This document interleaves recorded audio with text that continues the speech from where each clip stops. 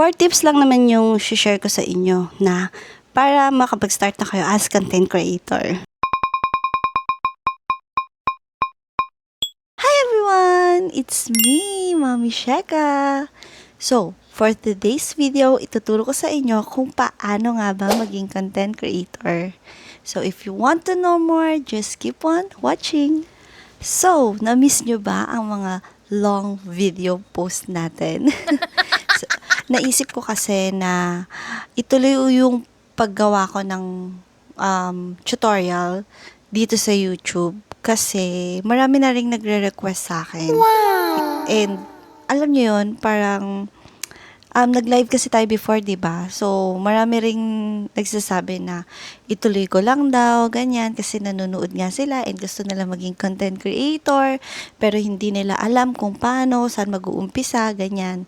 Kaya, kasi nag-post na ako before ng mga video kung how to be a content creator, yung ganyan. Meron ako niyan sa YouTube ko. Ilalagay ko na lang yung link kung gusto nyong makita. Pero, syempre, di ba, habang tumatagal, kumbaga, nag-update kasi yung social media. So, kailangan din nating mag-update. So, yun. Naisip ko na, ay, siguro ito na yung best time para gumawa ulit ako ng video para makatulong sa mga aspiring content creator. Yun. So, para sa mga bago nating followers dyan or para sa mga bago nating viewers dyan, ako nga po pala si Mommy Sheka. I'm content creator since pandemic, mga ganon. Mga start ng pandemic nung mga... Hindi ko kasi masabi na nag-start talaga ako ng 2020. Kasi parang trial lang muna eh. Sabi natin naging strong yung foundation ng pagiging content creator ko siguro mga around 2023, mga ganyan. Kasi, nung pandemic, parang, nasa trial stage pa lang ako. So, sige, sabihin na natin mga ganun, 2023. So, 3, 24, 5, 6, mga 3 to 4 years na po akong content creator. So, ayan. Tuturo muna natin yung pinaka basic na kailangan mo as a content creator. Okay? Okay, so before I start, gusto ko munang malaman kung bakit mo ba gusto maging content creator? Like, dahil ba sa pera? Obviously naman, di ba? Lahat naman ng mga content creator now is kumikita ng pera by collaboration, monetization, yung mga ganyan.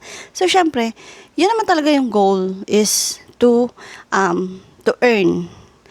And nung nag-start ako, yun din naman talaga yung goal ko eh, is to earn money. Kasi nga, nakikita ko yun before na sa mga content creator na kahit yung X-Deal lang, it's okay for me na eh. Parang makakalas kasi ako sa ginagamit. So, parang yun yung start ko talaga noon na kaya gusto ko maging content creator para kumita. Pero, along the way, hindi ko masabi na nabago yung vision ko.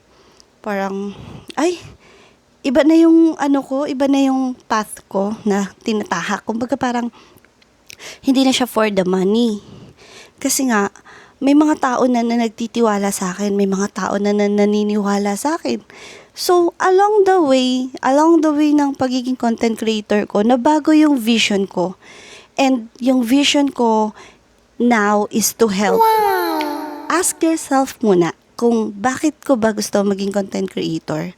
Kasi ito yung magpupush sa'yo sa times na parang ayaw mo nang maging content creator or napapagod ka na. Kasi yung pagiging content creator, hindi naman siya basta-basta na video ka lang, post mo na, hindi siya ganun. Mahirap siyang gawin. So, along the way, dun ko lang din na-realize na mahirap pala. Kasi nga, nung first time ko, parang yun lang din yung nasa mindset ko na, okay, sige, picture, post, video, post, ganun. Hindi pala siya ganun. Yun. Okay, so, pwede na tayo mag-start if you ask yourself na and if you are really decided na, yeah, I want to be a content creator. This year, kalahati na ng hindi na nga kalahati kasi July na eh. But it's okay, you can start naman any time of the month kasi hindi naman siya dapat pag January, dun ka lang din mag-i-start. Hindi naman yun ganun. Basta, you are decided, kumbaga, you are brave enough na itahakin yung pagiging content creator. Yeah, it's okay. You can go now. And I hope na this tutorial or this video will help you along the way. Okay? So, yun. Okay, number one talaga, para maging isa kang content creator is know your audience. Sa mundo ng social media, napakadaming age, kumbaga, age na meter, tapos, ang daming, syempre, maraming mga followers like bata, matanda, babae, lalaki, yun ganon. So, know your audience. So, ako, ang audience ko is mga moms. So, nakikita niya naman na meron tayong community and the community is close sa mga moms. So, private siya. So, kapag merong mga parang merong mga pumasok na boys, na mga lalaki, decline sila. Hindi sila pwedeng pumasok. So, yung group natin or yung community natin, it is a safe place para sa mga moms na gusto mag-rant, alam niyo yun, yung gusto nila na makahanap ng same shoes nila. That's why I create the Best Nanay community kasi I want na, because of this group, na makatulong in mental health ng mga nanay na tulad natin. Kasi, when I started Best Nanay, ganun din naman ako. Like, hindi ko naman sinasabi na dumaan ako sa matinding postpartum depression, but dumaan din naman ako doon. So, parang alam niyo yun, para ma-feel better ka or parang maisip mo na hindi ka talaga nag-iisa is you need to find someone na mag-a-advise sa'yo na you have the same shoes. Kumbaga, okay, so share ko lang konti sa konting experience ko lang about the community is nung time na nanganak ako sa kambal, nung newborn sila, halos hindi talaga ako natutulog. And parang because of that, ang daming negative things na pumapasok sa akin. Like, oo, andito yung help. Nandyan yung help ng mother-in-law, ng asawa ko, ng everyone. Everyone is helping. But still, nasa point ka na you are questioning something. Like, bakit ganito? Nararanasan ko to, yung mga ganon. So, I think dumaan din ako sa postpartum depression, but hindi ko lang siya talaga vino-voice out dahil feeling ko wala namang nakakaintindi sa akin.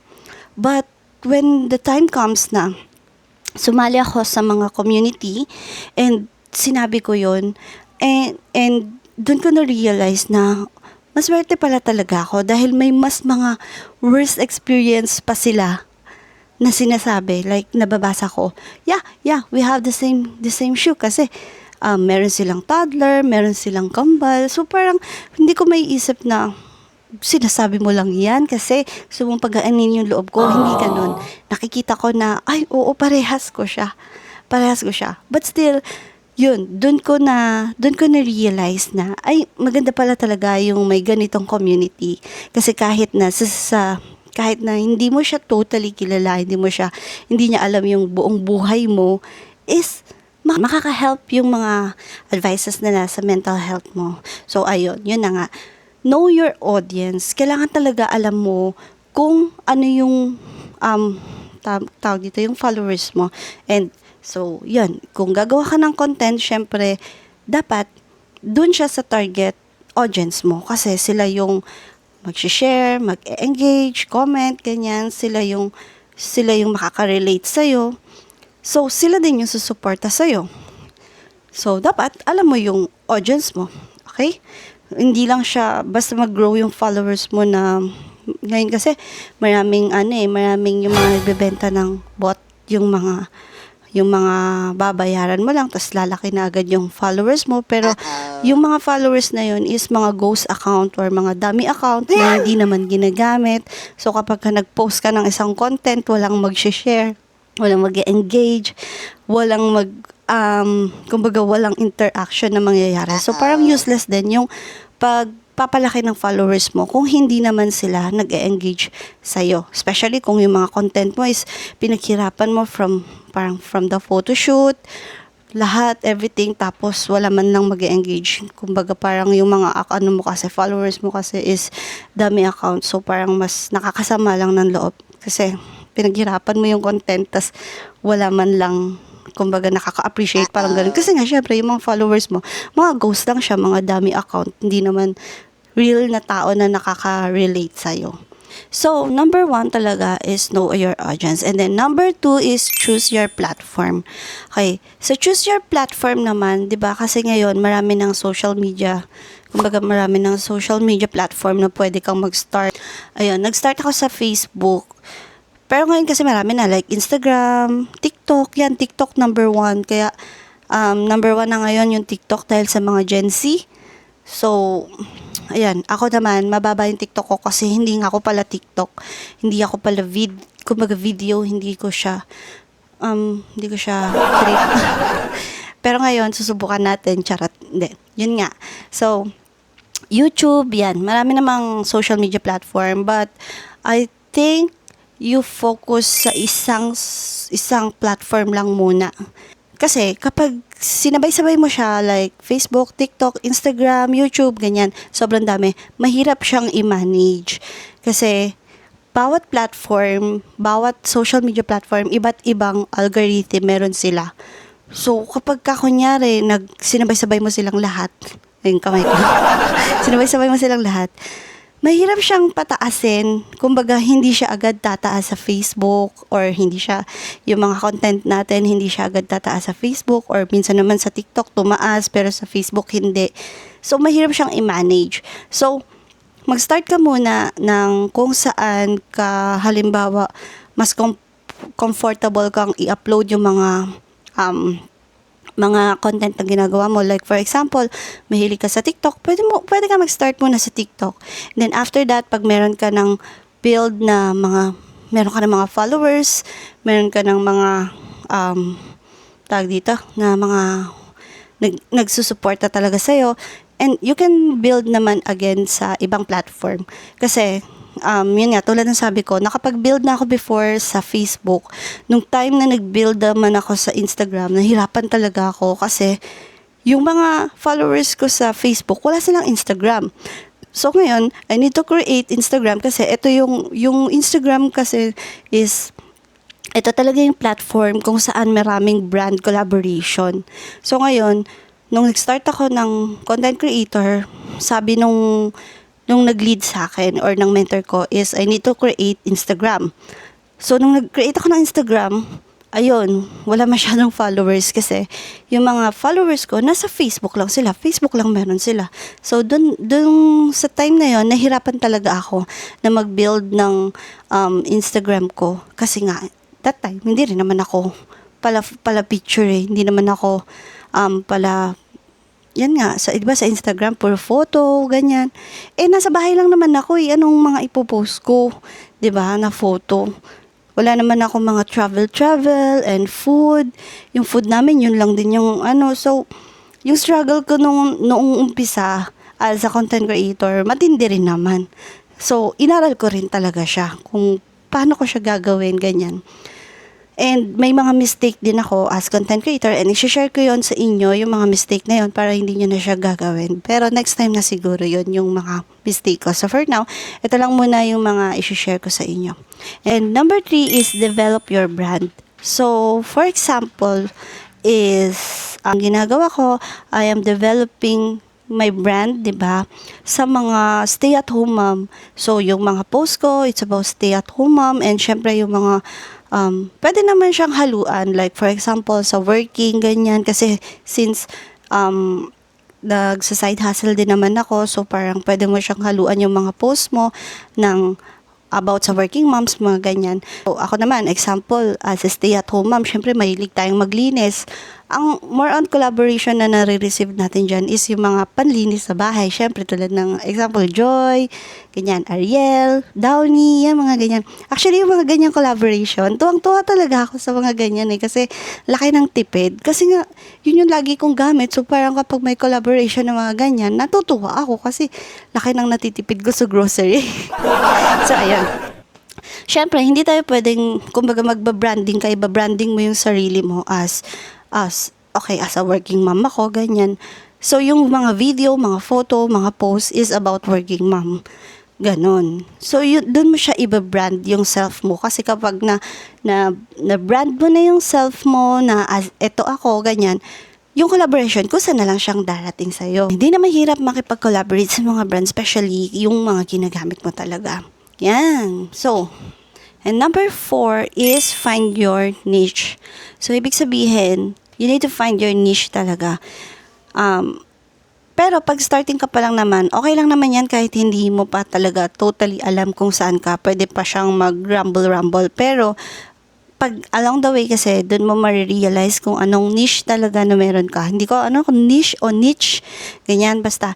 It's either, yun yung mga different kumbaga types of content creator. Like for example, food, travel, lifestyle, makeup, yung mga makeup kasi yung mga skincare, mga ganyan. So ngayon, kumbaga i-find mo kung saan niche ka or saan kumbaga community or group ka belong. So ako as a mom content creator, sa group kasi ng Mang Inasal and Jollibee, nasa group ako ng mom content creator. Kasi nga, iba-iba siya eh. Meron siyang Gen Z, meron siyang foodie, yung mga ganyan. So ako, belong ako as mom content creator. Tapos, syempre, yung content creator meron din doon lifestyle, food, ganyan. So ako kasi lifestyle, food, yan yung niche na meron ako. Pero before, wala rin akong niche. Kumbaga, hindi ko alam kung anong niche ko. So, dire-diretso lang ako kung anong ipopost ko, ganyan. So, since ma'am, marami kang mga collaboration na kumbaga pwedeng gawin. Like, tulad nga ng sabi ko sa inyo, yung mga panlinis, yan. Marami siyang, kumbaga, brand na nakikipag-collaborate. Pang baby. Kasi, syempre, di ba, may baby tayo, ganyan. Yung mga, kung nakikita niyo yung before na post ko, meron ako mga pampers, meron ako mga panligo, baby flow, mga ganyan. Kasi, that time, nung nag-start ako, baby pa sila, baby, and yun yung mga ginagamit ko na pinapakita ko rin sa mga audience ko. So, kumbaga, maraming brand sa different niche na meron tayo. But, you need to find your niche kung saan ka, kumbaga, ito yung lagi mong gustong i-post, ito yung gusto mong makita ng followers mo, ganyan. Yang 4 na yan lang yung tatandaan nyo kung gusto nyong maging isang content creator. Okay, so ayan, dito na nagtatapos ang ating video. And next video, let me know kung ano yung mga gusto nyo pang malaman. Like, paano tumaas yung followers, yung mga ganyan. So, comment nyo lang kung ano yung next na gusto nyong matutunan, and I will share to you my own experience ha. Hindi to inaral sa mga university or whatever, but I am sharing my own experience para makatulong sa inyo. Siyempre, 'di ba, makikita niyo na yung mga mistake ko. Yan, yun pala mistake kung gusto niyo kung gusto niyo malaman kung ano yung mga mistake na nagawa ko. Yan, comment nyo lang and gagawin natin yan sa next video. Yan. So, thank you so much sa lahat ng nanood, and please join to our community na Best Nanay Community. So, magkita-kita tayo sa susunod na video. Yan lang. Bye!